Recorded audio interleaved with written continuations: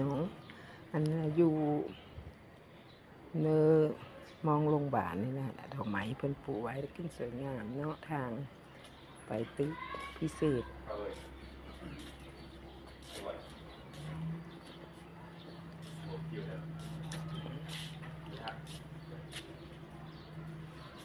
บริเวณโรงพยาบาลอันนี้นะพี่น้อง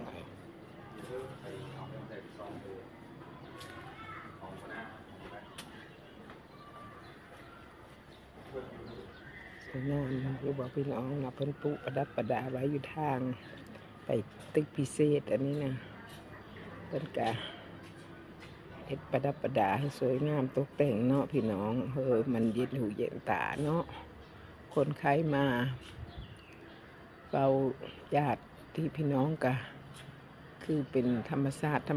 เนาะพี่น้องกะเนี่ยมันได้อัพเสากระดากระดอเนาะกะเพิ่นกะนะอยู่บริเวณโรงพยาบาลนี่นะพี่น้องทางไปตึกพิเศษอันนี้นะ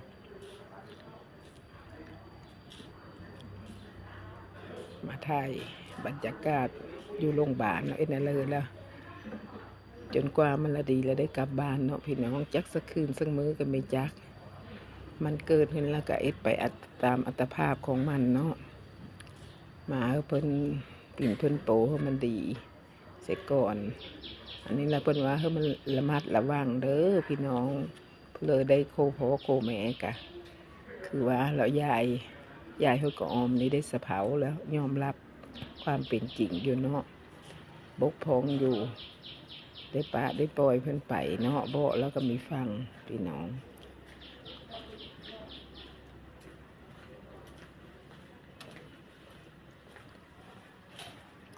ห้ามมีให้เพิ่นเพิ่นก็ยังมีฟังบัดมันเป็นมากกระทบทุกทั้งเจ้าของทุกทั้งผู้โคเนาะเอายอมรับพี่น้องยังดีเท่าได้อยู่ห้องพิเศษพี่น้องเนาะก็ดีกว่าอยู่ห้องโลมกันแล้วเลยก็รับได้เมดเนาะพี่น้องเนาะเอาอะไรมันเกิดให้แล้วเนาะอันนี้นะเป็นว่ามันมีเถงความจะหายนะไม่ทราบจะหายแล้วมันก็ตั้งอยู่แล้วก็ดับไปเนาะคือคนว่าฮะล่ะคำนั้นมันไม่ลงความโกรธนี่ปุ้ยจากว่านะเลยมาพิจารณาเบิ่งแล้วกะมันก็เกิดดับคือว่าแล้วเนาะจ้าคลิปนี้ก็เท่านี้ละเป็นอุทาหรณ์เตือนเจอหมู่พวกพี่น้องทุกคนเด้อระมัดระวังเอานี่นะเกิดให้แล้วอันนี้นะจ้าขอบคุณมติค่ะ